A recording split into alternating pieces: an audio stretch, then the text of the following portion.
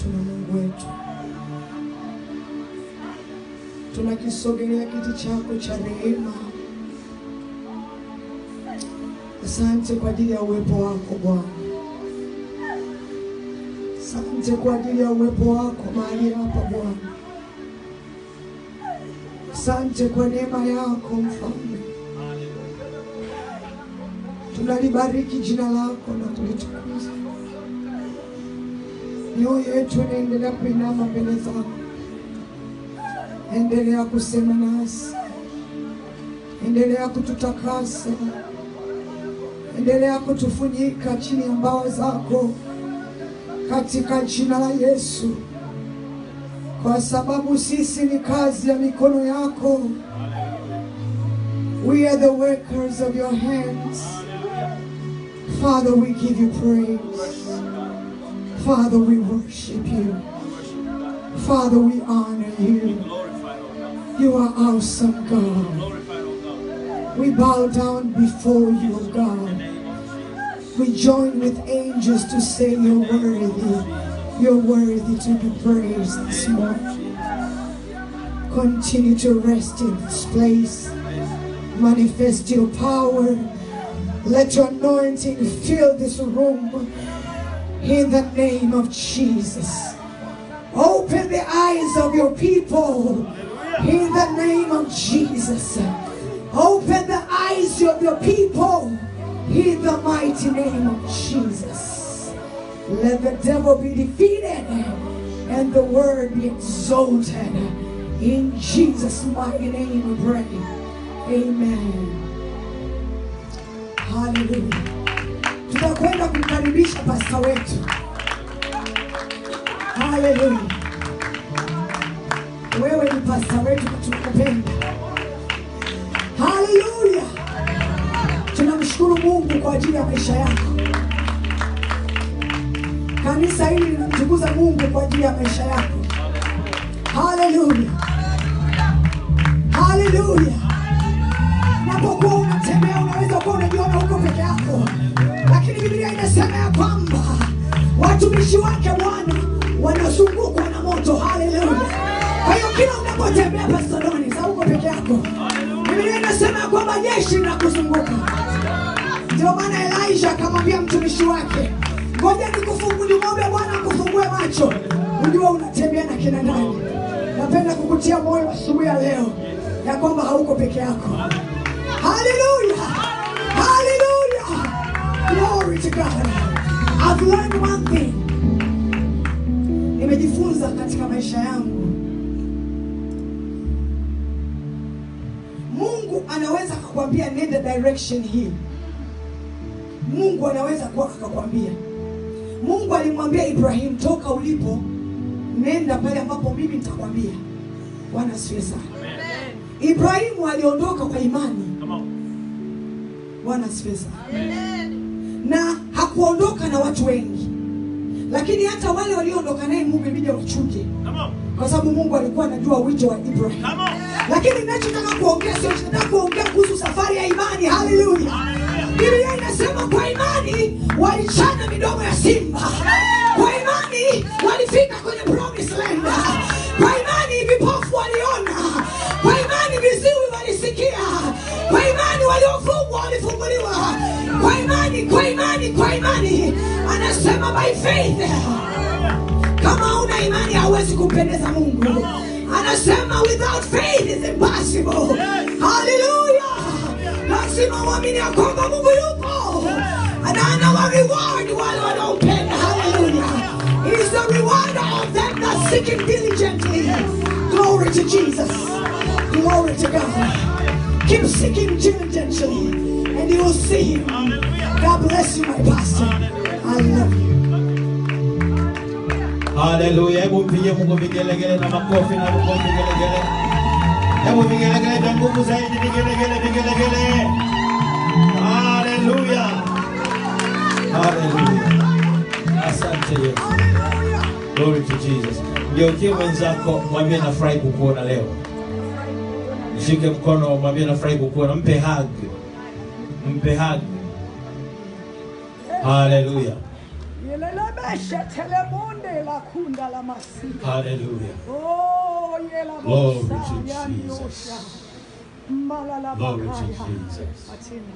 Msalimie mwenzako, tembea toka kwenye kiti, msalimie mwenzako, mpe hug ya upendo, mwambie unampenda.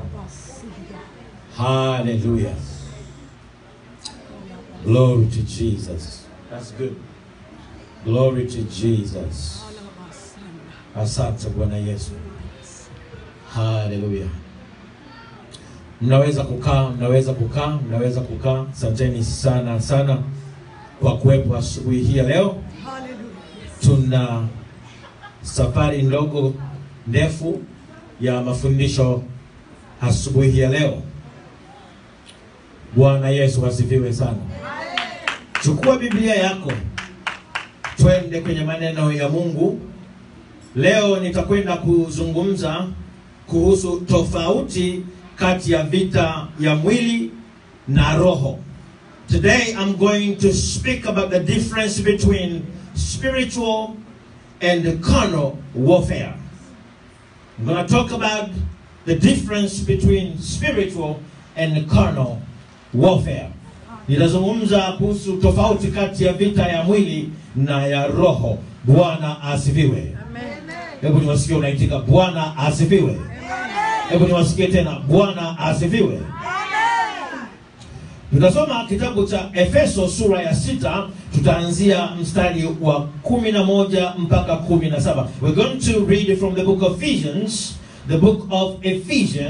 chapter number 6, verse 11 to 17. The book of Ephesians, chapter number 6, verse 11 to 17. Kitabu cha Efeso sura ya 6 mstari wa 11 mpaka 17. Leo tunazungumza kuhusu tofauti kati ya vita ya mwili na roho. Tofauti kati ya vita ya mwili na roho. Maneno haya yatatusaidia kama mwongozo wa mafundisho ya leo. Tutakwenda kusoma katika jina la Yesu. Vaeni silaha zote za Mungu mpate kuweza kuzipinga hila za shetani. Kwa maana kushindana kwetu sisi si juu ya damu na nyama, bali ni juu ya falme na mamlaka, juu ya wakuu wa giza hili, juu ya majeshi ya pepo wabaya katika ulimwengu wa roho. Kwa sababu hiyo twaeni silaha zote za Mungu mpate kuweza kushindana siku ya uovu. Sema siku ya uovu. Sema siku ya uovu. Nikusikie kama una mdomo, sema siku ya uovu. Nikusikie tena ukisema kwa sauti, sema siku ya uovu. Na mkiisha kuyatimiza hayo yote, kusimama.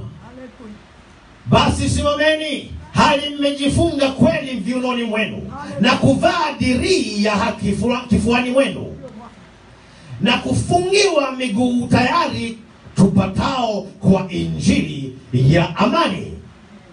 Zaidi ya yote mkitwaa ngao ya imani, ambayo kwa hiyo mtaweza kuizima mishale yote yenye moto ya yule mwovu. Tena ipokeeni chapeo ya wokovu na upanga wa Roho ambao ni neno la Mungu. Sema neno la Mungu. Neno la Mungu. Kwa sauti zinasema neno la Mungu. Neno la Mungu. Asubuhi ya leo, this morning, I want to quickly share the word of God. I have a few words na maneno machache hapa, nataka kukushirikisha maana zake au tafsiri zake. I want to give you just a few words, definitions, maneno machache tafsiri zake. Nitapenda kuanza na neno carnal. Carnal. Kumbuka kichwa chetu cha habari is the difference between spiritual and carnal warfare. Maana ya neno carnal. Carnal is relating to the appetites and passions of the body. Sensual, fleshly.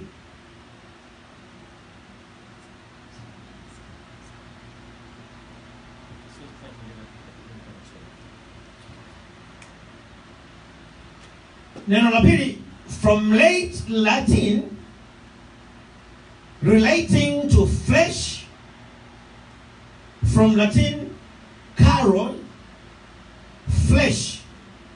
Kwa hiyo neno carnal lina maana ya mwili au mwili huu tulionao. Bwana asifiwe. Amen. Bwana asifiwe sana.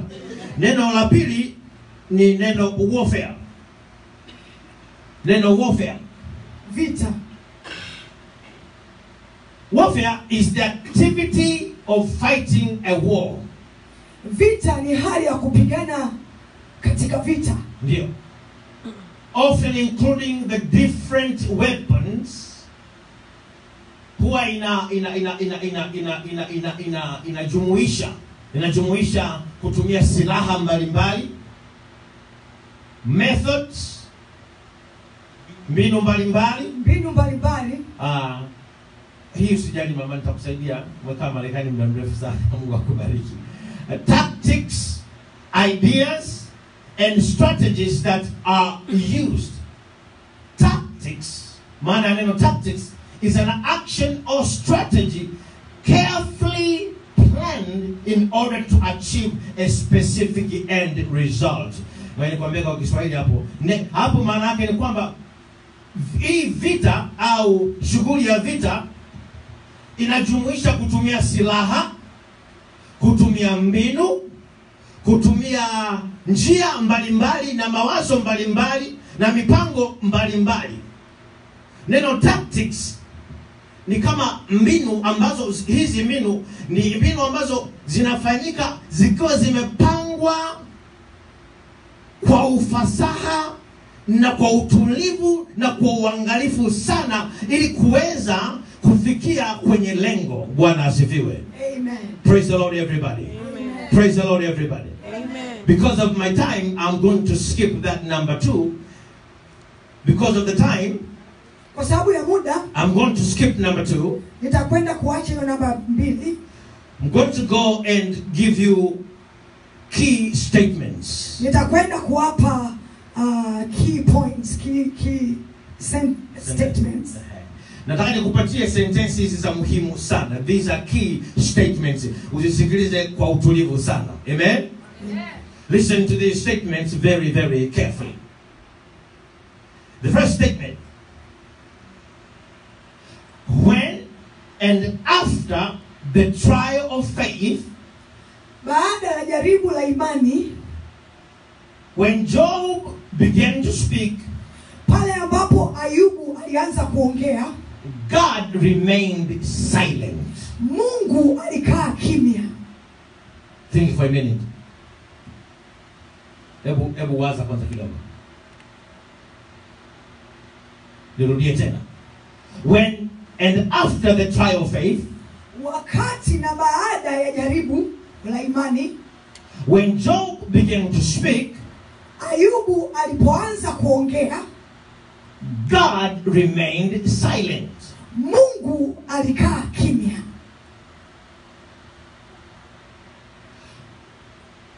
Oftentimes, kila wakati, and many times, na kila wakati, when we go through a trial of faith, tunapopitia kujaribiwa kwa imani zetu, God has a tendency of remaining silent. Mungu ana tabia ya kukaa kimya. Hallelujah. Hallelujah.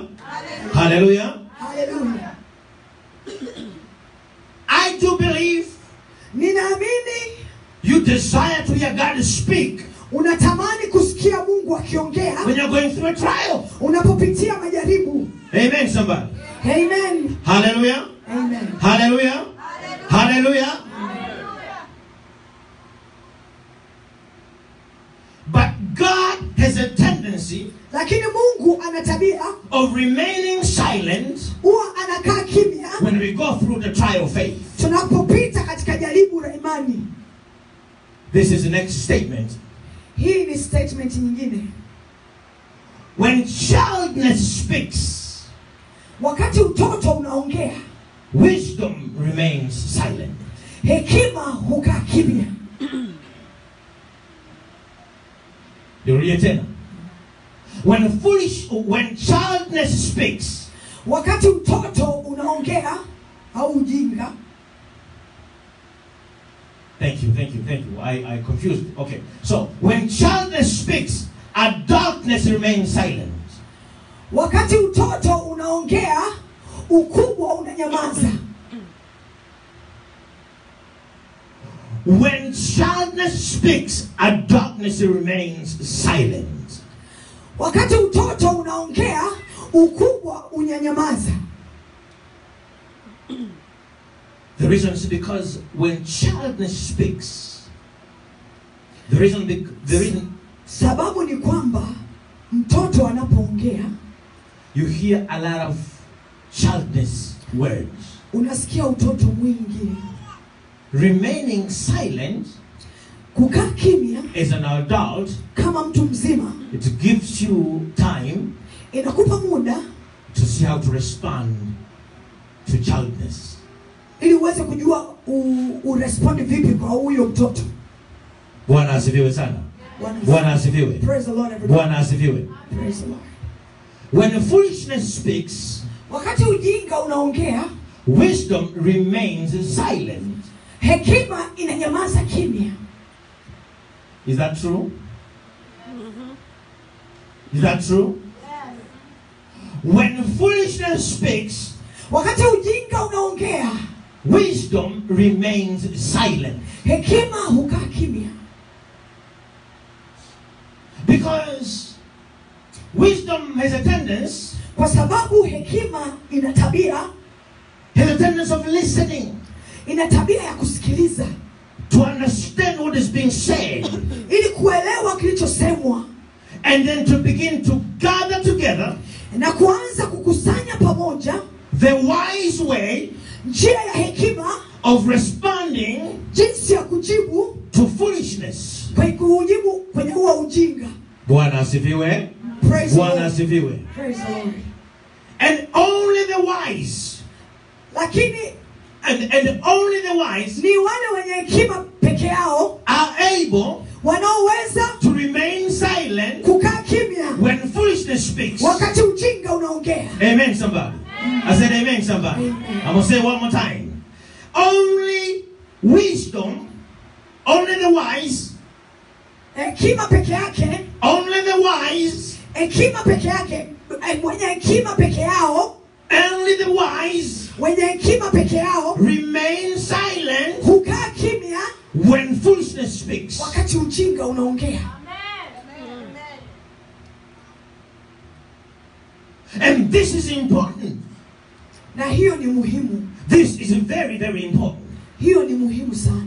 Because if you're not careful, kwa sababu tusipokuwa waangalifu, you're going to begin to respond, tutaanza kujibu au utaanza kujibu, and you did not understand this was foolishness, na bila kujua kama hiki kitu kilikuwa ni ujinga. and you have to have a wise way of responding. Na lazima uwe na jambo ya hekima kuweza kujibu. Do you know sometimes silence itself can be a response? Wakati mwingine mnajua kwamba ukimya tu inaweza kuwa ni jibu. Especially when foolishness speaks.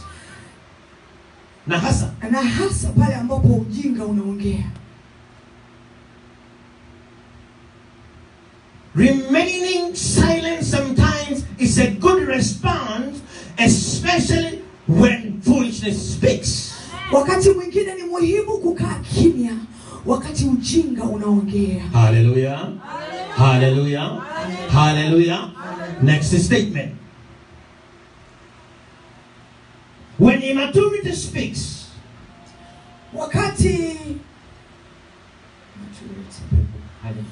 wakati hali ya kupevuka, kuto kupevuka inaongea, maturity remains silent. Kupevuka kunakaa kimya. Sema hey hey.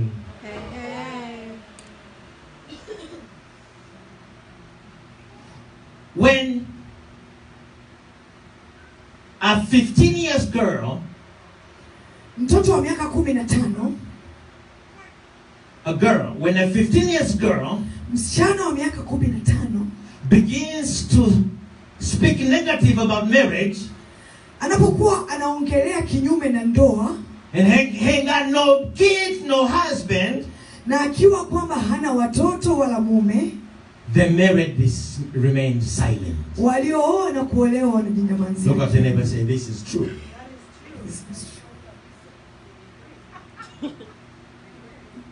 Hallelujah. Hallelujah. When immaturity speaks, wakati asiyekuwa anaongea, asiyepevuka anaongea. When immaturity speaks, pale ambapo asiyepevuka anaongea, maturity remains silent. Aliyepevuka anakaa kimya. Bwana asifiwe. Hebu tumpigie Mungu makofi kwa hiyo sentensi jamani.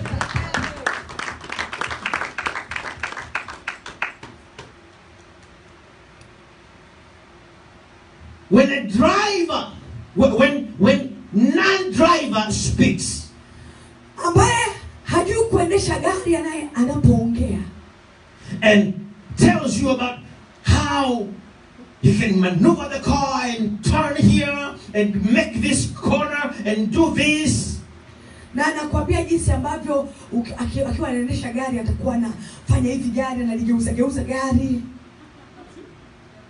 the experienced drivers remain silent. Mzoefu wa kuendesha anajinyamazia. Hallelujah. Hebu pigia Mungu makofi hapo. Hallelujah. Nimesema hallelujah. Hallelujah. When singles speak, wale ambao hawajaolewa wanapokuwa wanaongea, singles who even don't have a baby, wale wanaoishi singles ambao hawana watoto, they see you chasing your kids, wanaona unawakimbiza watoto wako, they begin to see negativity. They say, he doesn't chapa his kids, he doesn't chapa his kid, she doesn't chapa his kid. Wanaangalia watoto na kuhangaika nao, wanasema huyu hachapi mtoto. And she has no baby, na yeye anakuwa hana kabisa mtoto. Mothers and fathers remain silent. Wa baba na wa mama wanyamaza kimya. Look at the neighbor, say neighbor.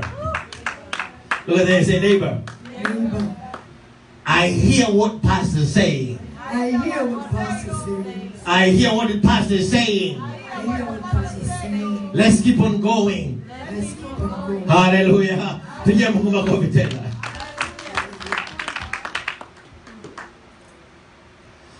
Because there are some things we should not be quick to say. Kwa sababu kuna vitu hatutakiwi kuwa wepesi kusema.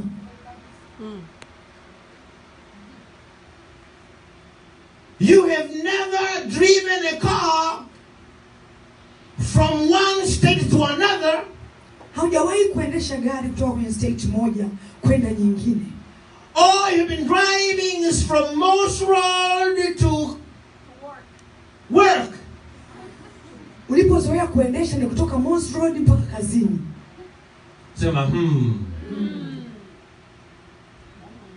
If you ever go too far, kama umewahi kwenda mbali, is Cleveland. Ni Cleveland. 2 hours drive. Masaa mawili. And then when you come back, I'm so tired. Na ukirudi unasema nimechoka sana. It's just 2 hours of drive. Masaa mawili tu ya kuendesha. We can be so quick to say stuff. Tunaweza kuwa wepesi kusema vitu. Because we do not have the experience. Kwa sababu hatuna experience. Uzoefu. Hatuna uzoefu. Hallelujah. Hallelujah. Mom has her voice is a fight. When she uses her voice, it has been a struggle. Her vocal cord has had some issues. I want to give her a little break. Amen. I want to give her a little break. Bwana asifiwe sana. Nitafanya Kiingereza na Kiswahili. Amen. Nimesema nitafanya Kiingereza. Bwana asifiwe. Amen. Tunasemaga Kiingereza, lakini wakati mwingine unasema Kiingereza. We understand. Thank you. Bwana asifiwe sana. Amen. Let me read my 2 more statements. Ninasema sentensi zangu mbili alafu niendelee na pointi nizo nazo za leo. When anger speaks, hasira inapoongea. Hallelujah. Hallelujah. When anger speaks, hasira inapoongea, wisdom remains silent. Hekima inakaaga kimya. Wisdom remains silent. Hekima au busara hunyamaza. Kwa sababu, this is because when anger speaks, you know anger, right? You know anger. Anger just spills stuff. Anger, as soon as anger comes in, the filter gate is out. Hasira ikianza kuongea, chujio la kuchuja cha kusema huwa natoka. Nisikilize sasa mambo yanayokwenda hapo. Inakuwa hatari. Na hakuna mahali pa kuwa mwangalifu kama ukipata hasira. Amen. Amen. This is a very important area to every one of us. When you are angry, be careful. When you are confused, ukiwa umechanganyikiwa, be careful. Kwa nini? Kwa sababu by nature, ukiwa umechanganyikiwa, haujui cha kufanya. Kwa unaanza kutapatapa. Kwenye kutapatapa ndipo shida inapokuja. Mungu atusaidie sana. Amen. Do we have any English speaking people ambao hawaelewi Kiswahili hapa? Naona mmoja wetu atakuwa ametoka kidogo. Yes, kwa sababu ana majukumu kule kwao, walipata msiba. Kwa hiyo yuko kwenye mawasiliano. Bwana asifiwe sana. Ukiwa una hasira, ukiwa umechanganyikiwa, ukiwa umeumia, ukiwa umeumizwa, usipopata msaada wa Roho Mtakatifu kukusaidia kuchuja useme nini, au kukusaidia kufanya maamuzi useme usiseme, unaweza ukasema vitu ambavyo baadaye ukajuta. Halafu unajuta, huwezi kufuta. Na sote tumepita hapo. Mwangalie mwenzako mwambie, huyo uliyekaa naye sio malaika. Kwamba tangu amezaliwa mpaka huo umri alionao, yeye siku zote amekuwa mwangalifu sana anasema nini. Na kuambia kuna wakati ukizidiwa sana, mambo yakazidi sana, ukaumia sana, unaweza kujikuta unaanza kuzungumza ulivyopaswa kuzungumza. Lakini kama umejaa Roho, kuna mahali tu Roho anakuambia usipojaa Roho unakwenda mpaka mwisho. Usipokuwa umejaa Roho unakwenda mpaka mwisho. Unalopoka, unasema hapa, unasema pale, unamtafuta huyu, unamtafuta yule, unasema. Lakini ni muhimu sana tukijaa Roho. Bwana asifiwe sana. Bwana asifiwe sana. Sentensi ya mwisho. When lies speaks, when lies speaks, truth remains silent. Uongo ukiwa unazungumza ukweli, kwanza kwa mara nyingi sana ukweli mara nyingi unafunikwa. Funika kabisa, sukumia uko, toa. Nacheza, brother Dennis. Barikiwa sana. Jamani, si kweli? Kuna mtu hapa ndani hajawahi kusingiziwa ameiba, amechukua hela ya mwenzake nyumbani wakati tunakuwa mdogo? Hello? Tena wengine huko ndani ulikuwa unachapa fimbo kwa kitu ukufanya.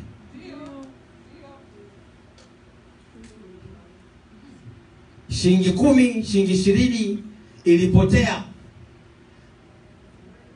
Kwa sababu macho yako kidogo,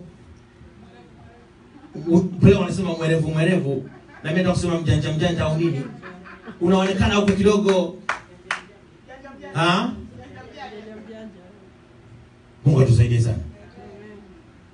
Kwa hiyo kuna tabia ukweli, na wakati mwingine huwa utafuta ukweli, huwa nadai kuongea nao hivi, wewe ukweli. Kwa nini una tabia kuwa mzembe? Unaona kabisa hali sio nzuri. Haleluya. Nasema haleluya. Nasema haleluya.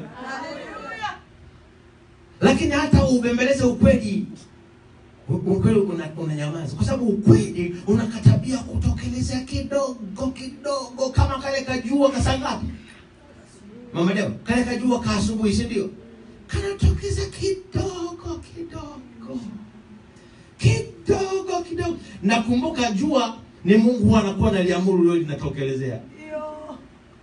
Kwa hiyo Mungu huwa ana namna fulani kidogo kanaanza kuchomoka kidogo. Kila uliyemdanganya anaanza Bwana, tumeshatembea masaa 2 sasa. Tumeshaenda mwezi mmoja sasa. Tumeshaenda miezi 3 sasa. Mbona kama hali iko vingine? Tumeshaenda mwaka sasa. Upate mume au mke aliyekudanganya. Mke alikuwa anataka sana umuoe. Anajitengeneza vizuri. Anakuambia yeye mtoto wa mkuu wa nini sijui, mkuu wa mkoa. Yeye anakuambia yeye kabisa, yeye anaeleza. Na wewe unasema yani hapa ni yani nimeoa, nimepata kweli kitu brother Joe. Nimepata kitu kabisa. Mnaoana sherehe kubwa kabisa. Na ukumbuke unapotaka kuufunika uongo lazima shughuli ziwe nyingi. Ndio. Inafika sasa mmeshaoana, pametulia. Sema pametulia. Sema pametulia. Njaa ya kuoa imetulia. Njaa ya kuolewa imetulia. Ka ukweli kanaanza. Unatafuta nyundo upige, lakini yani kakianzaga kanasumbua sana. Kanaanza kutokea tu kidogo. When lies speak, truth remains silent. Bwana asifiwe sana. Jina la Bwana libarikiwe. Jina la Bwana libarikiwe. Nataka kukupeleka moja kwa moja. I want to take you straight to these very important points. I will not be able to finish all the points, but I'll give you important points. Sitaweza kumaliza pointi zote, lakini nitakupatia zile za muhimu sana. Bwana asifiwe sana. Vita tulionayo watu wa Mungu sio vita ya damu na nyama, ya ngumi na kupigana. The warfare we have as believers, it is not a warfare that is physical. Thank you, Mama. It's not physical. As believers, 24/7, sisi kama wa Kristo, masaa 24 wa Kristo, we have a constant battle. Tuna vita ambayo iko pale masaa 24, 24 hours. We have a constant battle, and it is a spiritual battle. Hallelujah. Ni vita ya kiroho. Bwana asifiwe sana. Nimesema Bwana asifiwe. Kama una mdomo sema amen. Kama mdomo sema amen. Kama una mdomo sema hallelujah.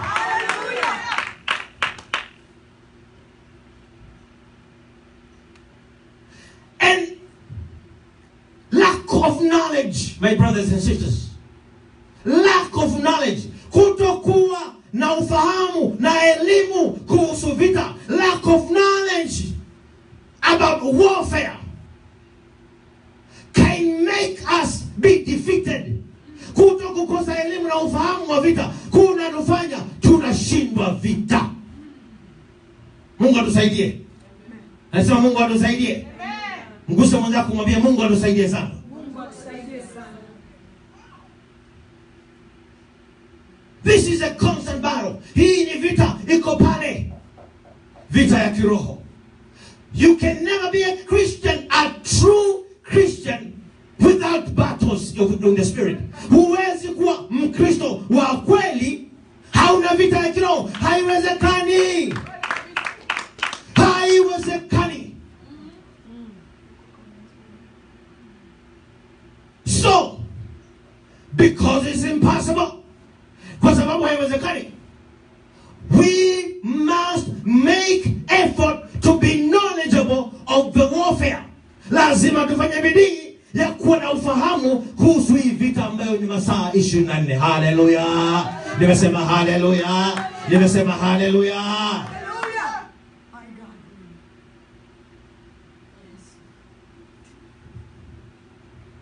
I'm going to be running quickly.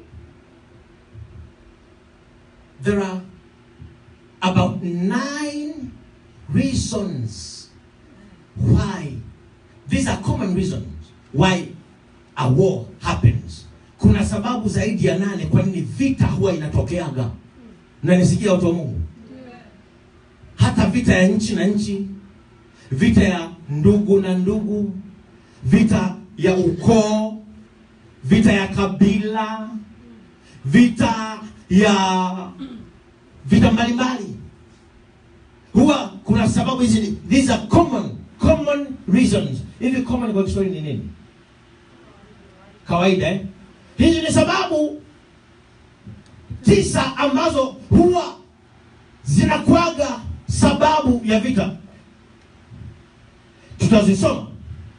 Ya kwanza, political. Vita zingine ni za kisiasa. Si ni kweli? Some war are caused by political situations. Amen? Amen? Amen? Number 2, territorial gain. No, economical gain. Economical gain. Economical gain, sababu ya pili, ni hali ya kutaka kupata zaidi au kupata manufaa ya kiuchumi. Sababu ya pili, kuongeza uchumi, kupandisha uchumi. Wakati mwingine kuna nchi ambazo sometimes there are countries that will fight another country for economical gains.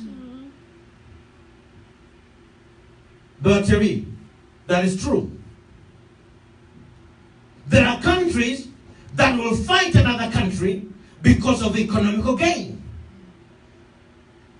There are other wars that happens because of economical gains. Kuna vita zingine zinatokea kwa sababu kuna mtu anataka kujinufaisha kiuchumi.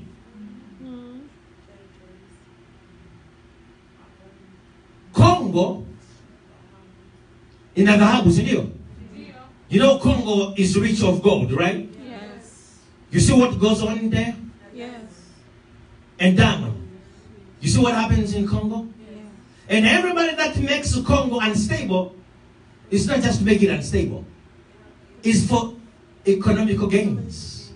Kila anaisumbua Congo, sio tu ni wajinga peke yake wasiojua, lakini wale ambao wanakwasa kwa nyuma ya mapigano. Unajua kuna wengine anapewa $10, anauawa tu kwa sababu ya $10. Hajui kwamba wanaompa $10 wanatafuta kitu.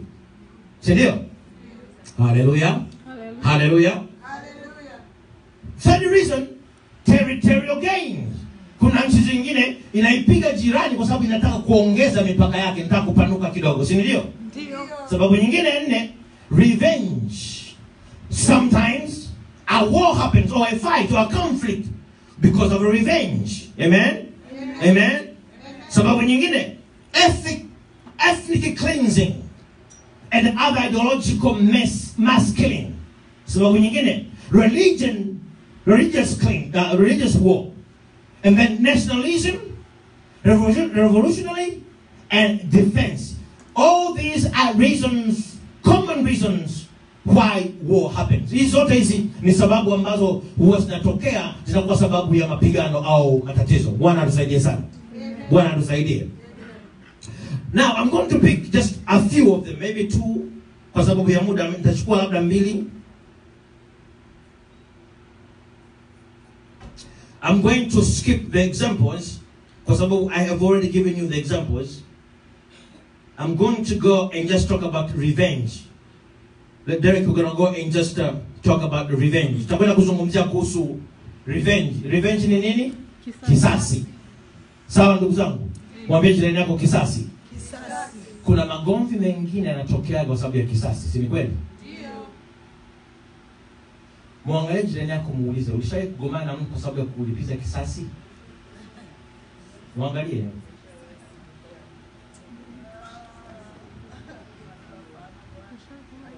Na ukumbuke kuna magomvi ya aina tofauti. Kuna kupanga ngumi kabisa. Si ndio? Ndio. Nikimwangalia Dennis, niko namsalimia, namuona kabisa huyu ni kama ni mzuri sana kwenye ngumi za mikono. Alafu anaonekana ukipiga ngumi anakwepa.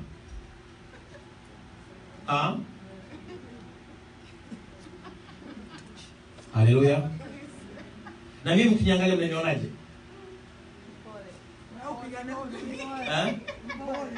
Bwana asifiwe. Bwana asifiwe. Sasa kuzungumzia kamera. This is very important. Amen. It's very very very important to understand kwamba kuna vita zingine zinatokea kwa sababu ya kisasi. Na hii tunaionaga sehemu zote. Ukweni, sema ukweni. Amsemi kwa nguvu, ni kama hakuna hali fulani sio nzuri. Ukweni, makazini, kwenye urafiki na mtu,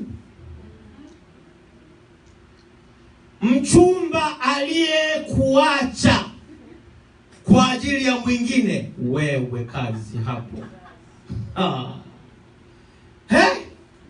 Mungu atusaidie sana.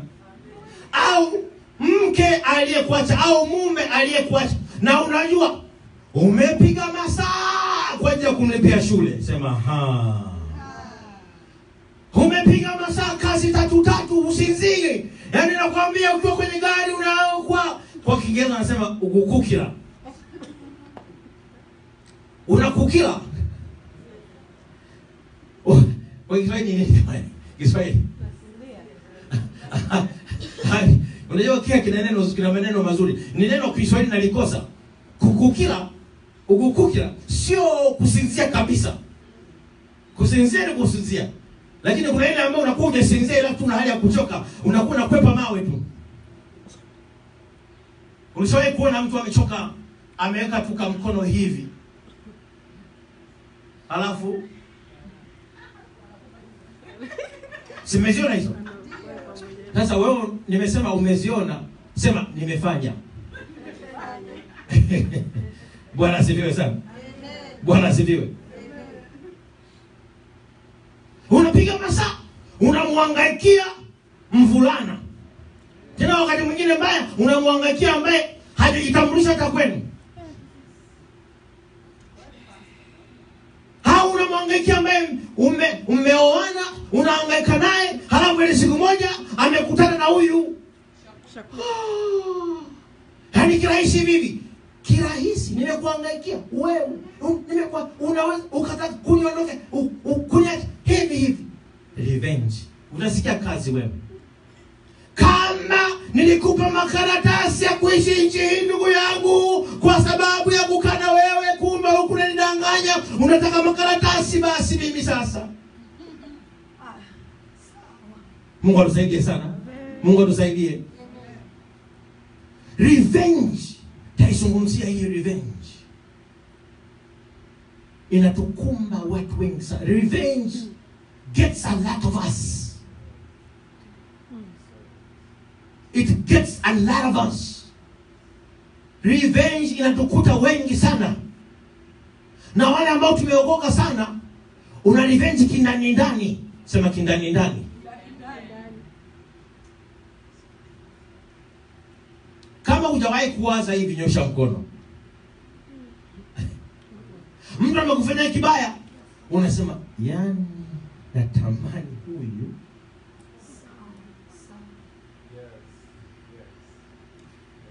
Somebody has done you wrong, very, very, very wrong. And you are a born again Christian who speaks fire.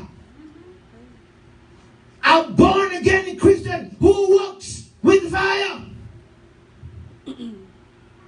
When things get really deep down and hurt you so good,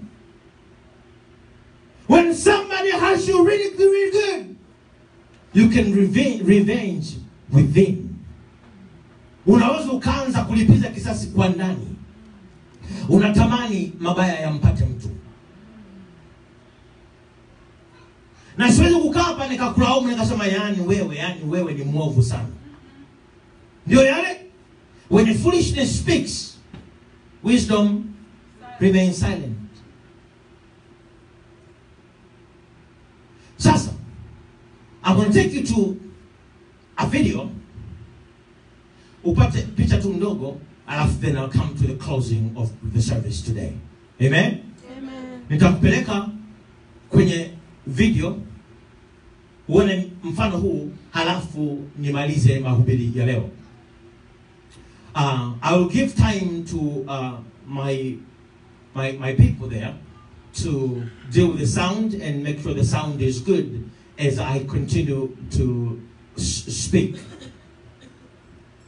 Listen to me carefully. Naomba nisikilize na wapatia muda mafundi mitambo waweze kuweka sauti vizuri. When 9/11 happens, it is known, very commonly known as 9/11.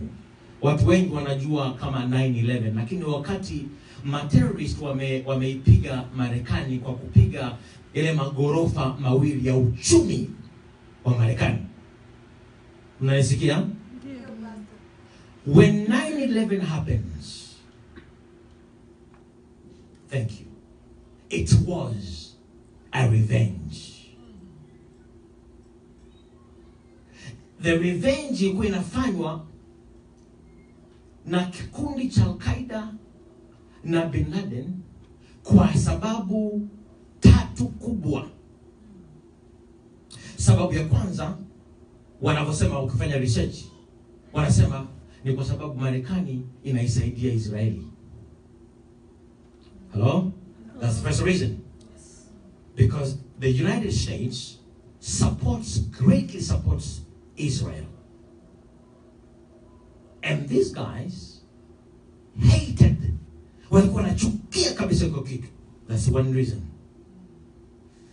Second reason, let me read, make sure I don't go wrong. The second reason is what was happening in the Arab country. There was a presence of US troops in Saudi Arabia. Kulikuwa kuna majeshi ya Kimarekani yanaishi maeneo ya Saudi Arabia. Na Saudi Arabia na Marekani wana urafiki. Unanisikia? Saudi Arabia and the United States have friendship. And so the United States had its soldiers in that area. Hawa mabwana hated that.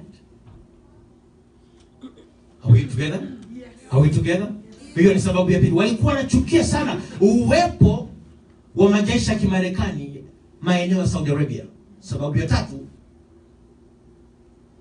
ilikuwa ni kwa sababu ya sanctions ambazo Amerika iliiwekea Iraki. Sanctions kwa Kiswahili ni nini? Vikwazo vya kiuchumi. Marekani iliweka vikwazo vya kiuchumi kwa nchi ya Iraki. Hizi ndio sababu tatu ambazo nimezikuta wakati nafanya research nilipokuwa naandaa hili neno. These are the three reasons why Bin Laden and Al-Qaeda decided to attack the US. Are we together? Yes.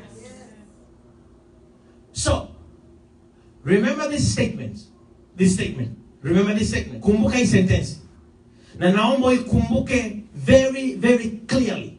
Naomba uikumbuke. Remember this statement very, very clearly. Kumbuka hii sentence nakwenda kuisema. Ikumbuke kisawasawa. Every action has reaction. Hebu nikusikie sema every reaction. Sema every action. Kwa sauti sema every action has reaction.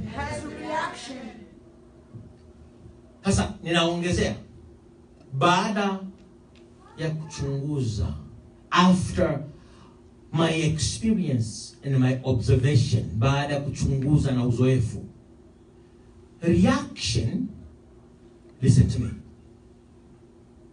reaction, we always do not have a picture of the magnitude of reaction. Sindo kageni? Hatujui ukubwa wa sasa Kiswahili ya reaction ni nini? Kiswahili reaction. Kwanza action kwa Kiswahili sema ni nini? Kama tendo fulani. Na majibu ya tendo. Kuna tendo ukilifanya lazima kutakuwa na matokeo ya hilo tendo. Hayo matokeo hakuna mtu amepewa uwezo wa kujua itakuwa makubwa kiasi gani. Hakuna. Hata ujifanye mjanja kiasi gani. It doesn't matter how smart you are. You will never be able to see or to understand or to know the magnitude of the reaction. Some actions, vitendo vingine, they are done with good intentions. Zinafanyika tu na intentions kwa Kiswahili. Na nia, thank you. Vitendo vingine vinafanyika na nia njema tu. Umemuona msichana na sogea sana mume wako, sema si wapo. Umeona anamsogea sana mume wako, wewe una nia njema tu, unaingilia kati kutaka kutuliza hali ya hewa. Sema hali ya hewa. Sasa katika hiyo nia njema umechukua hatua. Inaweza ni hatua ya neno au ya tendo kumlinda mume wako au mke wako. Nia njema. Huyo anayekutishia akiupata ujumbe, halafu kumbe yeye ama ni kweli alikuwa na hiyo nia lakini hakutaka aidike, ukipiga ikamuuma, hujui atareact kivipi, hujui atajibu kivipi, hujui matokeo atakuwa vipi. Unaweza kumfanyia kanisani, ukasema pale kanisani nilipomsalimia tu nifanya tu hivi kidogo hivi, nifanyia. Ukatoka ukaenda kwenye gari, matairi yote yametoboka. Wasema yani vile kidogo tu. Battery. Your wife, when you find one, your wife loves you so much. She's jealous of you, by the way. Jealous is a part of love. Yani ukiwa kuna wivu na wakwako, kuna kidogo sama, kuna kashida kidogo. Ila tu wivu usiende mbali. Amen? So when your wife is jealous of you, and then this girl, Brother Terry, this girl who tries to show how she cares for you and she's just there, and then it becomes very uncomfortable for your wife. Your wife may take an action to kind of send a soft message. Hey, stay away from my husband. Stay away from my husband. If the action, Brother Thierry, sends a bad message and makes the other girl angry, and you have your car, see your nice car outside, parked outside, don't be surprised when you go back to your car, it's all flat tire. Utashangaa matairi, unaanza kumuita kaka fulani. Nisimtaje jina. Kaka jamani, matairi yangu. Brother. Hallelujah. Sema haleluya. We don't know the reaction. Hatujui. Ha? Jana nilikwenda kutembea kwa binti yangu Suzana. Nilikuwa nimeenda kumchukua Fitina. Mume wa Suzana alivyoniona akanifanyia wema mkubwa sana. Akasema, please, naomba uje nyumbani. Please, naomba uingie nyumbani. Ukanyage tu nyumbani. Nakushukuru sana. Mungu akubariki sana. Uingie tu nyumbani. Utamuona anavyompenda mke wake. Amen? Halafu ukimwangalia huyu kijana ni mpole. Mke wake naye mpole. Lakini hata kama ni wapole, usichokoze sana. Kuna mahali ukienda ukazidi mstari, huyo mpole, yeye hajijui sasa. Anaweza wanasema Kiingereza flip. Anaweza akageuka ukasema na kuna mwingine anageuka na hapo anaanza mapigo. Kwa hiyo haupati muda wa kujiuza maswali, unakimbia kwanza. Akiamua kukuacha, ukifika huko unapumua. Unaanza kuwaza. Unajua mimi bwana, hata sikutegemea. The magnitude of reaction. Amen? Now I believe the sound is good. The sound is good. Hebu tuangalie sasa. Kwa hiyo Al-Qaeda na Bin Laden akiwa ndio kiongozi akaamua alipizie kisasi kwa sababu wa Marekani kwa hizo sababu tatu. Wakapiga. Hebu angalia ilipotokea. Give me sound.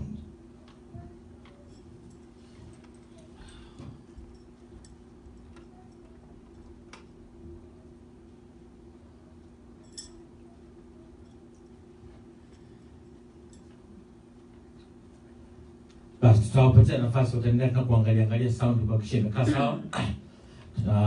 Ni washizi tena. Wataangalia na sound. Sababu hizo wa Marekani, kumbuka. Amen. Kumbuka wa Marekani, we're start that again. Wewe uangalie.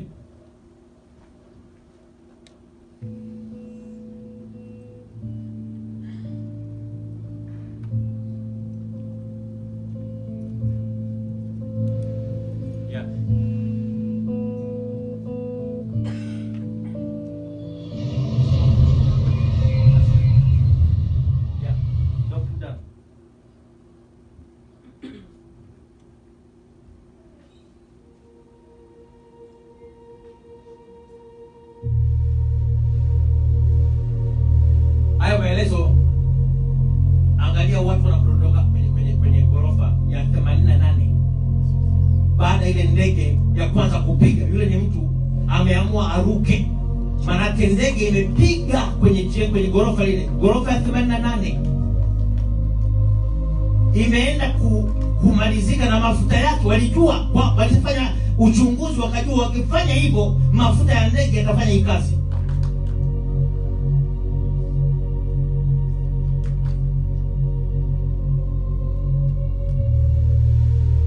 Mwingine huyo anaruka kujaribu kuona kama anaweza akajiokoa, lakini kila aliyeruka, unaona milio watu wanaruka,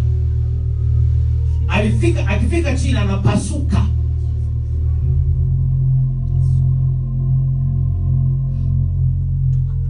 Kumbuka nia ya Marekani nzuri. Biblia inasema kuhusu kuisupport Israeli. Na kunaelewa? Ndio tunakusikia. Wanapokuwa huko Saudi Arabia na mahali pengine wanapenda peace, kutuliza amani. Sababu zote hizo ni nzuri. Wanapoweka vikwazo vya kiuchumi ni kujaribu kuicontrol nchi isiende ikaendelea kufanya maovu. Na wakati unakumbuka Iraki ilikuwa inaua sana wananchi wake. Unanisikia jamani? Unaona Kongo inavyohangaika leo. Kunahitajika nchi yenye msuli kwenda kutetea ile nchi.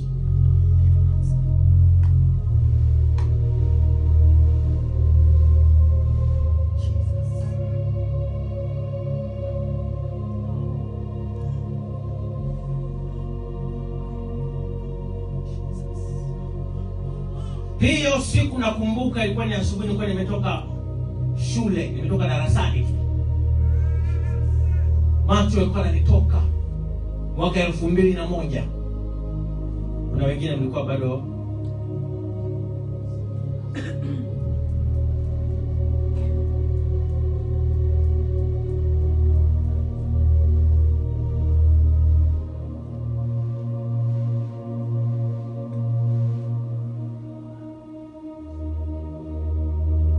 kama sijakosea kwenye uchunguzi nilikuwa nafanya, wamejumlisha wakasema ilichukua dakika 102.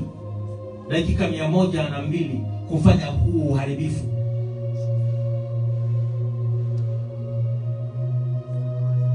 No. Yeah, saa 1 na dakika kama 42 hivi.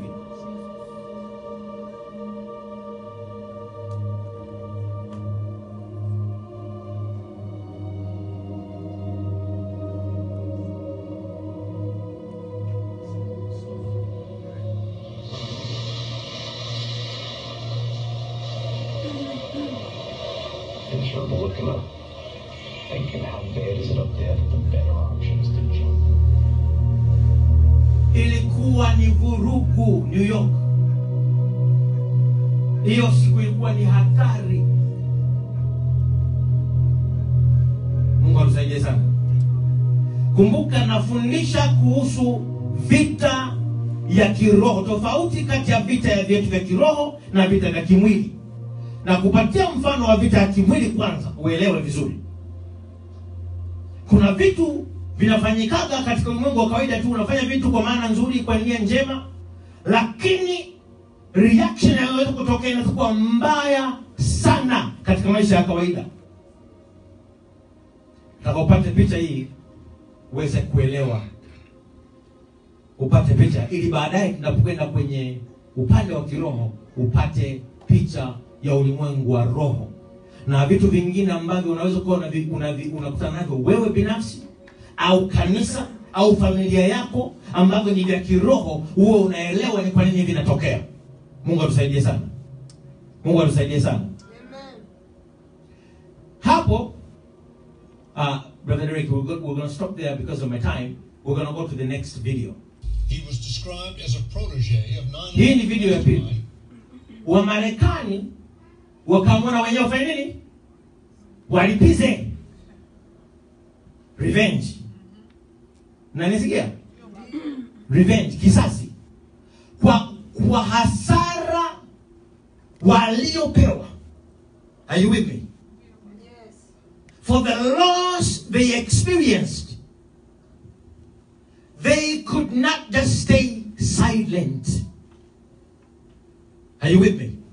Kwa hasara walioipata wasingeweza tu kukaa kimya, kwa sababu waliona hii kitu lazima tuitumie ujumbe mzito. Kwa hiyo wakaanza uchunguzi, wakaweka nguvu zote kutaka kujua kila aliyehusika. Hapo kwanza wakajua vijana waliohusika wenye imani kali ya dini yao. Vijana waliohusika walikuwa 19. Si nakumbuka wengine 19 hijackers. Hello? Nakumbuka wale mnaokumbuka. Wakafanya uchunguzi, wakagundua, wakaanza mipango, upelelezi mmoja baada ya mwingine. Na hao vijana 19 wote, nafikiri wote walikufa kwenye usiku walipofanya wanasema ni Kiswahili? Ugaidi. Thank you. Walipofanya ugaidi, nafikiri wote 19 walikufa. Na huyu jamaa yeye alikaa na wenzake wakafanya mawazo na mipango, wakapata mawazo mazuri kutoka kwa shetani ya kufanya uovu mkubwa sana. Yaani unapata mawazo, jamani. Never underestimate the power of the devil. Hata ni ujinga sana kuweza kudharau uwezo wa shetani. jamani hali mbaya sana. Wakapata idea ya kufanya kitu kama hiki. Marekani kaanza mipango yake, akafika mahali fulani, akaweza kupata dalili zote za kwanza kumuua kiongozi wao mkubwa ili kutuma ujumbe mzito. Amen? Hebu tuangalie hivi. Let's go.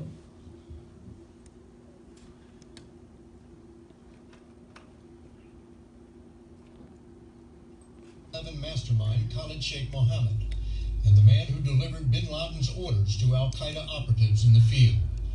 But it was not until 4 years ago that U.S. intelligence determined the courier's real name. Take a look at it. It cost bin Laden his life. It took another 2 years to find out what part of Pakistan Abd al-Khaliq operated in. Then last August, to his residence. Wakajua jina lake, halafu tena wakataka kujua anafanyia shughuli zake wapi. We've ever seen before. A $1 million compound, 8 times bigger than any of the other homes in a town where wakagundua ni Pakistani kwenye mji fulani pale. Na hiyo nyumba walikuwa nasema gharama yake ni kama ilijengwa kwa dola milioni 1. Sijui ukweli wake ni nini. Walls as high as 18 feet, topped with barbed wire. Hiyo nyumba imezungushiwa fence ndefu. And a 7-foot privacy wall on the 3rd floor balcony. The residents of the compound burned their trash instead of putting it out for collection. Watu waliokuwa naishi kwenye nyumba, kuna familia 3. Takataka zao huwa hawazitupagi, wanaziunguza. Hawataki ushahidi wote wagundulike huko ndani na Bin Laden. Takataka zao zote wanaunguza. Wana akili. Unapopambana na mapepo yenye akili, lazima uweke akili. Marekani kaanza kazi yake. Tonight, I can report to the American people and to the world. The United States has conducted wakajiuliza hii akili. leader of Al-Qaeda. Let me talk to the people. And a terrorist. Ebu pause kidogo hiyo video. Walivyomuua, listen to me. Wakajiuliza, tukisema tunazika huyu bwana mahali, hilo kaburi nalo litaleta shida. Si unaamini hivyo? Hilo kaburi tukimzika huyu mfietele, hilo kaburi litaleta matatizo, utabidi weke walinzi tena. Hiyo ni kazi nyingine. Yaani si waliwazaji wakawaza huyu tunakwenda kumzika katikati ya maji. Didimiza. Ni akili? Ni akili kweli. Kwa hiyo siku hiyo hawakuchelewa. Bang bang wakabeba kwenda huko. Walikuwa nishapanga, hawakuwa wanawaza kama watu wengine unawaza katikati ya vita. Kuna mipango mingine inafanyika kabla. Walikuwa wameshapanga huyu tunakwenda kumzika wapi. Bang bang bang, sio wengine inatokea sasa, jamani nitafanyaje sasa? Nitafanya sasa nani, hebu nifiche zile hela. Nani sasa nimpige kwa nani, mpige nani? Jack mpige, usimpige yule fanya hii. Wanakuwa nishapanga, hamna makelele. Shetani na akili. Sisi wa Kristo tunapigwa kweli kwa sababu hatuna ufahamu uliokamilika wa uwezo wa shetani. We do not have the knowledge of how smart the devil is. So we are being defeated many times because we underestimate the power of the devil.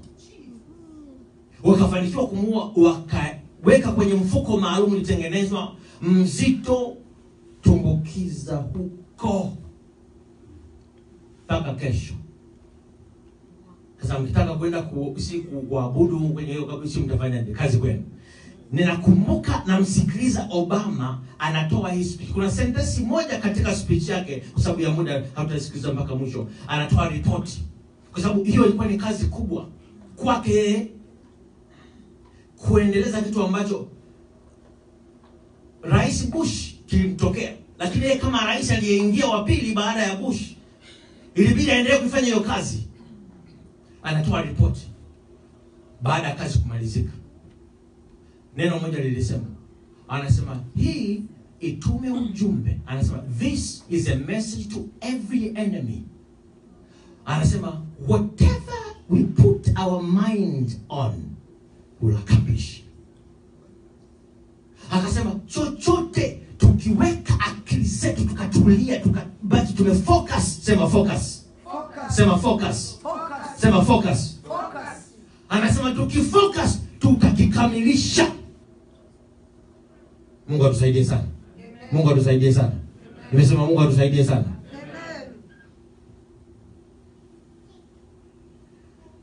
Kwa sababu ya muda nisiendelee na video, let me take you to my closing points.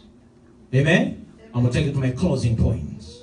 I have many points, but I'll just share very few, maybe one or two, and then I'm going to close. Angalia.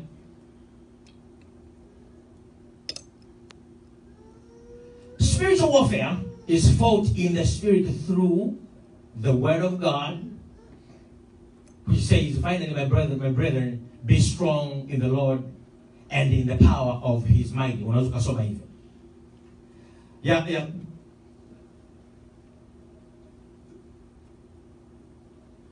Sababu ya kwanza au kitu cha kwanza ambacho lazima tuwe nacho katika kupigana vita ya kiroho, cha kwanza, Bwana tusaidie. Namba 1. Prayer life. Namba 1. Maisha ya maombi. Ndugu zangu, ningekuwa na namna ya kufanya akili yako iweze kunielewa. If I had a way, amen? Are you listening to me? If I had a way to make your mind listen to me with every being in you and every cell in you, nikiweza kukufanya ukanisikiliza na kila kitu hapa, ningetaka nikufanye hivyo uweze kunisikiliza. Naongea vitu vya muhimu sana. Vita vyetu, hata kugombana kwetu, nyuma yake yuko shetani ambaye ni focused kutuua, kutudestroy, na hachezi. Kweli kabisa. Kukataa hicho ni kujiua sisi wenyewe. Mungu atusaidie sana. Shetani ana akili nyingi. Mtu yote ukimwambia shetani stupid, anacheka. Ukimwambia stupid anasema yani wewe ndio unijui kweli. Shetani namba 1 ana akili nyingi, mwambie mwenzako ana akili nyingi. Namba 2, shetani ana hela nyingi. Hiyo ni kweli kabisa. Shetani ana hela nyingi. Shetani ana mali nyingi. Shetani ana watumishi wake wenye akili nyingi. Pia ana watumishi wake wenye pesa nyingi. Shetani ana zawadi nyingi. Mbona mteki vizuri? Shetani ana zawadi nyingi. Ana zawadi za aina zote. Na hivi nimekutajia ni vichache tu. Kingine nikuongezee, tunaandika kitabu na Nunu ya sifa za shetani. The credentials of Satan. Hivi nilivyovitaja ni miongoni. Kingine, sifa zake shetani. Ana uwezo wa kuingia ikulu au nchi yoyote bila passport, Bila visa. wala visa. Ana uwezo wa kuwa mwananchi nchi yoyote bila kuomba uraia. Ana uwezo wa kuwa mwanafamilia yako bila kuomba kuwa adopted. Hallelujah. Hallelujah. Nimesema hallelujah. The devil has the ability to become your family member without being adopted. Tunacheza na kiume tusijokijua. We play with somebody we don't understand his power and ability. Hatujui. Eti tunajiona watu wengine tuna akili, we want to apply apply our intellectual and try to maneuver the devil. Anasema, come on, man. Let's use our brains. Let's all be smart. He will outsmart you. He will outsmart you. Atakuzidi akili. Maandiko yanamwita ni baba wa dunia hii. Misao, baba wa dunia hii. Wewe ni nani? Kaka wa dunia hii. Hello? Wewe ni anko wa dunia hii. Chochote utakachokuwa bado yeye yuko juu yako. Yeye, Brother Richard, ni baba wa dunia hii. Wewe ukiwa sana na cheo kwenye dunia hii, ni mwananchi wa dunia hii. Naishia pale. Kwa hiyo baba wa dunia hii anawajua wanaoishi kwenye eneo lake. Mungu atusaidie sana. Muda wako umenikimbia kweli. Kwa hiyo lazima maombi tuyafanye kwa sehemu ya maisha yetu. Tena yasiwe maombi ya dini. Maombi ya dini unaingia kuomba vile ulivyoingia dadatu, na unatoka kuomba vile vile mkavu kama ukuni wa kiangazi.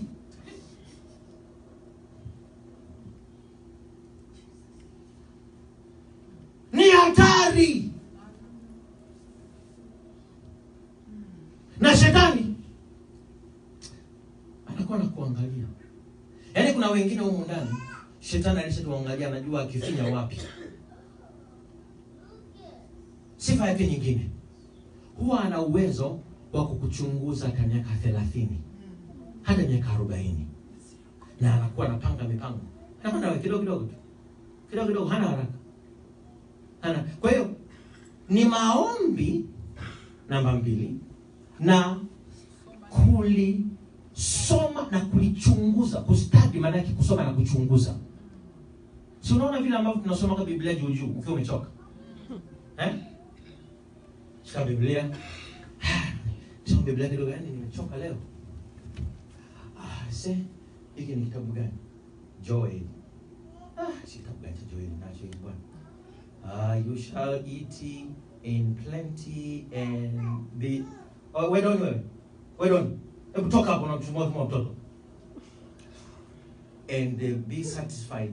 And Mama Doni, simu yangu, umeniona simu yangu iko wapi?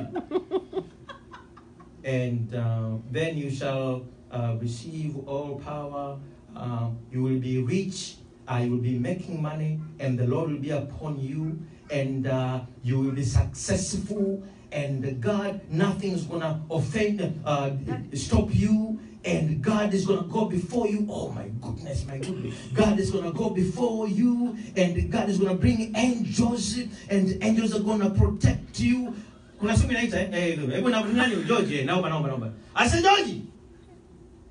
Bwana la leo bwana. Niko nasoma Biblia hapo bwana. Ukiwa unasoma Biblia kwa mwingine hata utaje kutangaza kama uko serious. Ukiwa unasoma Biblia hapo unajua huyo. Mungu atusaidie. Yaani sitaki kusema kwamba kuna wengine mnani labda hata Biblia hatuna. Kuna wakati nilitia moyo sana, nataka turudie tena. Ukija kanisani, jitafutie hata kadaftari, wewe unaandika hata mistari tulisoma leo. Tunaona hapa tumesoma Waefeso sura ya 6 mstari wa 11 mpaka 17. Unaweza ukatoka hapo nje mtu akakuuliza, leo mmesoma wapi? Sema haya ni ule mstari bwana ulikuwa ni wa nguvu sana yani. Bwana mtumishi alisoma, alikuwa anasoma na nguvu nasikia yani when pastor was reading powerful. Ni wapi kimeandikwa? Imeandikwa mahali fulani hivi. Ngoja nitakwambia. Hatukumbuki. Study the study of the word. Number 3, obedience to what you read and study. Hallelujah. Hallelujah. Kukitii unachosoma. Biblia inasema hivi, do not forsake the assembling of yourselves. Msikose kukutanika. Kukutana kwenye maombi, kukutana kanisani, kukutana kwenye ibada. Kukutanika kwenu sio kwa ajili ya unafiki. kukutana kwenu ni kwa ajili ya kumsogelea Mungu. Kwa hiyo lazima pia ujiambie na kwenda kukutana na kina nani. Usizuke popote, utatoka kavu. Mungu atusaidie sana. Nimesema Mungu atusaidie sana. Hii ni point ya kwanza. Let me move on. Let me get out of here. I'm gonna go to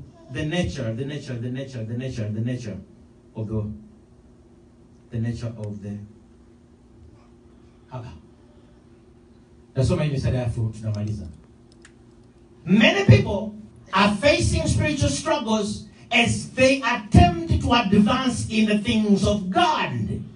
Watu wengi wanakumbana na matatizo mbalimbali ambayo yanatokana na shetani wanapokuwa wanaendelea kujitahidi kutaka kumsogelea Mungu na kumjua Mungu. Unapokuwa na kiu na bidii ya kutaka kumjua Mungu, haleluya. Nimesema haleluya. Nimesema haleluya. Mguse mwenzako, mwambie Mungu akubariki. Mwambie Mungu akubariki. Mwambie usipate usingizi. Mwambie mchungaji anamaliza sasa hivi. Haleluya. Hebu pigie Mungu makofi mara moja. Pigie Mungu makofi mara moja. Haleluya. Haleluya. Hebu tuongeze makofi tena kidogo, makofi tena makofi. Haleluya.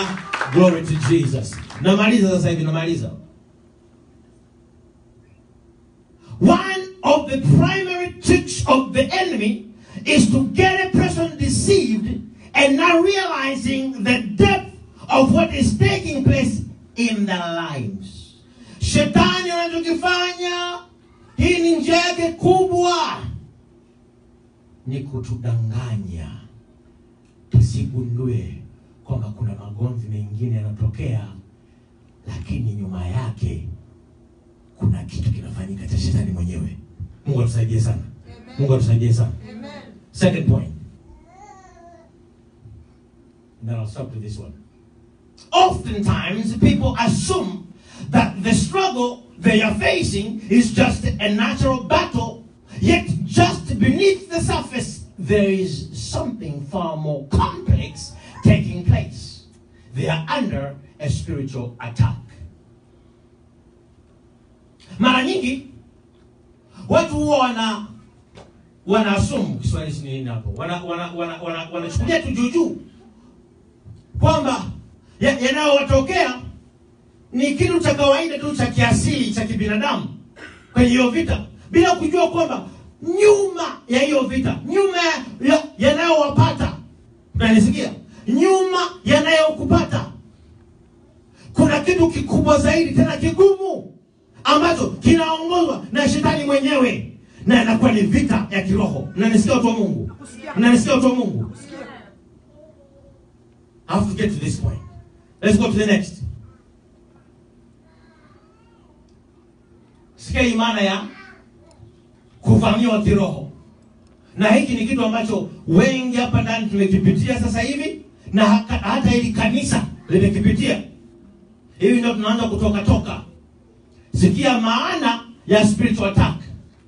A spiritual attack is a series of events coordinated by the demonic realm in order to abort the promises, shipwreck faith, oppress a believer, and stall out destiny. Jamani watu wa Mungu.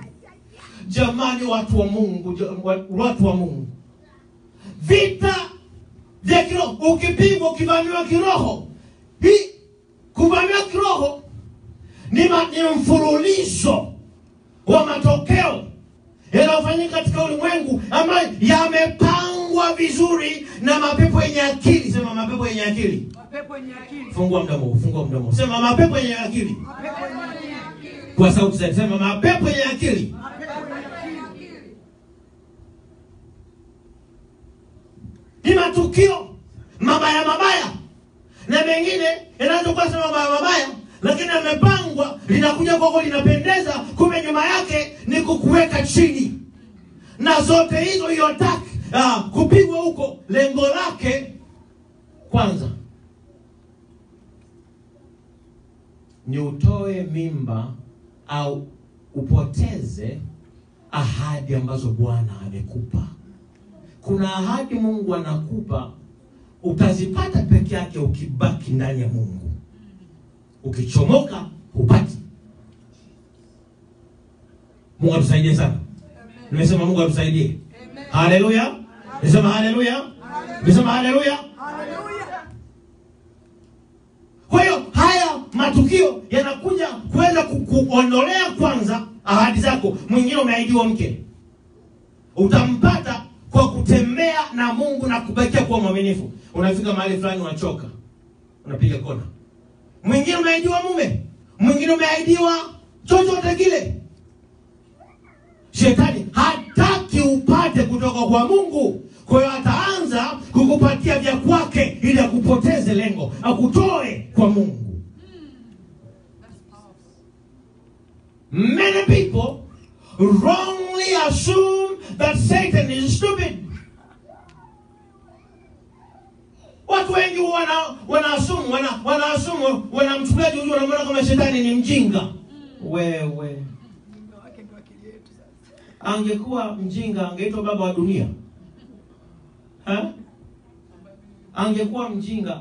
Unajua shetani yeye mwenyewe alimshangaza Mungu mbinguni. Amen. Let me talk to the people. Shetani mwenyewe alimshangaza Mungu mbinguni. Kwa hiyo kumchukulia shetani juu ni kujidanganya. Kumfikiria shetani ni mjinga ni kujidanganya. The devil is never stupid. And the devil will never be stupid. Bwana tusaidie sana. Bwana tusaidie sana. Amen. Let me continue to read. Yet he has been studying. Sasa hapa utulie. So this is my last, okay? I have great points coming down, but I will stop to this one. Because time is really out, I'm going to stop with this one. Sikia sentence. The devil has been studying your thoughts, your actions, your behavior of humanity since you were born. Tangu umezaliwa. Ngose mwanza kumbe usisizia na lugha choka. Mwenye nikwambie kitu. Let me talk to you. I think I'm done. I will stop here. I'll stop here. Let me finish by saying this. I'm saying this to every one of you. Shetani, ulizaliwa with a purpose. The heaven know there's a purpose you have to accomplish. And the devil is very aware. There's no baby that is born with no purpose. Hakuna mtoto anayezaliwa bila purpose. And all the purpose are of God. Because it is God who brings forth a baby. It is God who gives us children.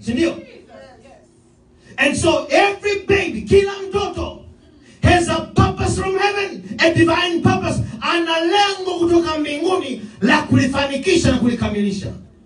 What the devil does, anatamani wengine wanyonge wanapozaliwa tu. Akishindwa kunyonga na kusoma, unatunzwaje? Unatunzwa na mzazi gani? Je, wanaweza wakamtumia mzazi kushindwa kukutunza usipoteze lengo la kuzaliwa na lengo ambalo Bwana liliweka na makusudi ambayo lazima anaanza na wazazi wako unapokuzwa. Kwa hiyo mmoja ya vitu hatufanyi, hatuombi na watoto. Shetani anasema safi. 2, tunaenda kanisani kujisikia. Sema 3, hawatuonaje tumekaa tunasoma Biblia sisi wenyewe. Na yote haya shetani anayafanya kwa sababu anawinda huyo mtoto. Bwana tusaidie sana. Jamani, Bwana tusaidie sana. There is a purpose that the heaven had already ordained for your baby. Kuna lengo, kuna jukumu ambalo mbingu tayari lilitengeneza kabla mtoto hajazaliwa. Haleluya. Haleluya. Nimesema haleluya. Nimesema haleluya. Hebu mpige Mungu makofi. Haleluya. Hebu nisikie vigelegele kidogo, vigelegele kidogo, vigelegele. Haleluya.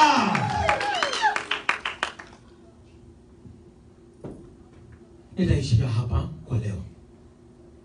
Hapo ulipo, usije ukajidharau ukadhani kwamba umezaliwa wewe tu kwa ajili ya kula ngazi na kula mihogo na kwenda shule na kazini na kula dagaa na samaki halafu basi.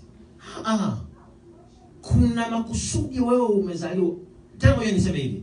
Tena kuna makusudi kwa nini Mungu anaacha wengine wanakufa wewe hufi. Kuna makusudi wengine, nisikilize. Kuna makusudi wengine alipata ajali akapofuka, wewe Bwana anakulinda. Analinda macho. Lakini badala ya kusema tuamke, tutafute kujua hivi ni nini ambacho Bwana ananiwekea uzima, nipa uzima. Ni nini hicho? Tunaendelea na mambo yetu. Mungu atusaidie sana tuamshe. Amen. Hebu tusimame.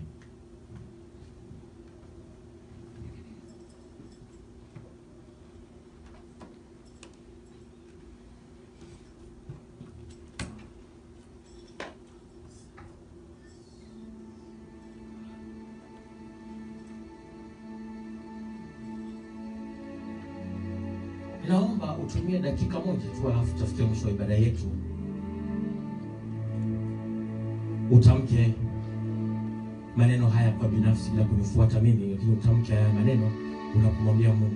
Mwambie Mungu, nifungue ufahamu wangu, nielewe kusudi langu duniani ni nini. Na kama ni mzazi, mwambie Mungu, nifungue ufahamu wangu, nijue kusudi la mtoto wangu au watoto wangu duniani ni nini.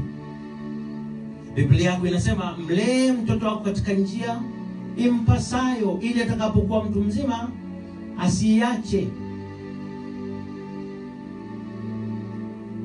Tuombe. Tumia dakika moja, mwambie Bwana, fungua kinywa chako, mwambie Bwana katika jina la Yesu. Mtamuja Elder Gladys atuongoza kwenye maombi. Alafu akimaliza kuombea wewe upate kujua kusudi, Bwana kufungue kusudi, ataomba kwa ajili ya kufunga ibada pia. Haleluya. Hebu anza kuomba, anza kujiombea. Usipoteze miaka, usipoteze miaka.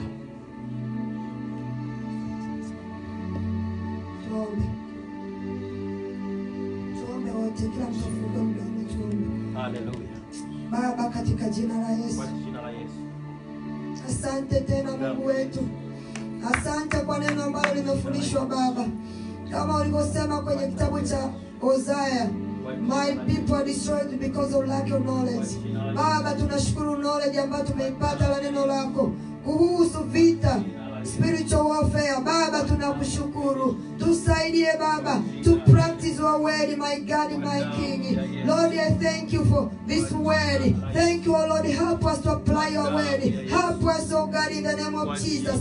Baba tunajiombea maindi zetu sasa. Kila mmoja hapa maindi zetu Baba, tusaidie katika jina la Yesu. Shika maindi zetu na fahamu zetu Baba. Renew our mind through this word. Kama ulivyosema kwenye Romans 12:1 and 2, that you renew our mind, that oh God, who transform our mind in the word. Katika jina la Yesu, kupitia hili neno lilofundishwa leo Baba, tunaombea maindi zetu katika jina la Yesu. To have a mind of Christ, the sound mind of Christ, that to practice in the word. Kama ulivyosema kwenye kitabu cha James, that not only to hear the word, but to be practice your word, to be the doer of the word, to work according to your word, oh God. Katika jina la Yesu, Roho Mtakatifu, tunaomba tusaidie wote Baba. Hatuwezi bila Roho wako Mtakatifu Baba. Holy Spirit enable us. Holy Spirit equip us. Holy Spirit of the living God. Katika jina la Yesu tunakukaribisha kwenye maisha yetu. Hata wale ambao hawajajazwa kwa Roho wako Baba. Baba naombea wajaze. Katika jina la Yesu, my God and my King. Tuguse, tubadilishe Baba. Tusiwe the same. Tusiwe ignorance za njia za shetani Baba. Baba tusaidie. Baba tubadilishe. Tunakuhitaji. Without you we are nothing, oh God. We need you every hour. We need you every minute. Katika jina la Yesu, tusaidie tuweze kusoma neno lako Baba. Tuwe na hanga kusoma neno. Tuwe na kiu ya kuomba Baba. Na viti yako iongezeke ya kusoma neno.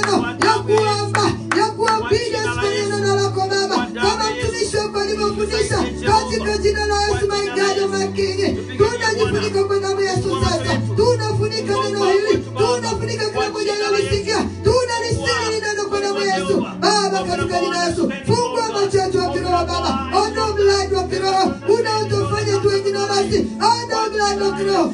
Increase our spiritual insight. To be able, my God, my King, to receive things of the Spirit. Katika jina la Yesu, fungua macho yetu sasa Baba ya kiroho katika jina la Yesu. Ondoa ukungu wa kiroho. Ondoa blind wa kiroho. Ondoa ignorance ya kiroho katika jina la Yesu, my God, my King. Asante Mungu mwema. Asante kwa kuwa tutakuwa the same. Asante Baba, katika jina la Yesu, pray that we are not going to be the same. From now onward, we are not going to be the same, oh God. Katika jina la Yesu. Baba, tunakushukuru. Tunashukuru kwa ibada ya leo Baba. Tunashukuru kwa upendo wako. Na ufunika watu wako kwa damu ya Yesu sasa. Wanapoondoka mahali hapa Baba. Baba, na ufunika kwa damu ya Yesu. Kuanzia kichwa mpaka miguu. Kila anachomiliki Baba. Wape wiki nzima Baba. Walinde katika jina la Yesu. Linda watoto wao. Linda ndoa zao. Linda kazi zao. Linda nyumba zao Baba. I release angel protection upon their life, oh God. Be with them, oh God. Katika jina la Yesu. Tunakuja kinyume na mapepo ya ajali. Tunakuja kinyume na premature death kwenye maisha yao Baba. Baba, watangulie. Baba, wawezeshe. Baba, wape ushindi. Kwa kuwa ulisema umetuposition kwenye ushindi. Uja tufanye tuwe failure wa magari. Tunakuja Victoria. Victory is ours. Because you are not going to conquer. Who praise? Who praise yourself, God? You are my strength. You are our everything, my God, my King. Katika jina la Yesu. Oh my God, my King. Tuwezeshe. Tushindie. Katika jina la Yesu. Tunaombea chakula sasa. Baba, tunaomba kibariki chakula tunapoenda kula. Kitakase. Kioshe kwa damu ya Yesu. Kibariki chakula hiki tunapoenda kula. Tupate nguvu ya kukutumikia ya kimwili na kiroho. Katika jina la Yesu. We thank you. We appreciate you for who you are. Katika jina la Yesu. Tunaomba na kushukuru. Amen. Hebu tupigie Mungu makofi. Hallelujah. Tumefikia mwisho wa ibada yetu. Asante sana watu wa Facebook. Mungu awabariki sana. Tutaonana tena.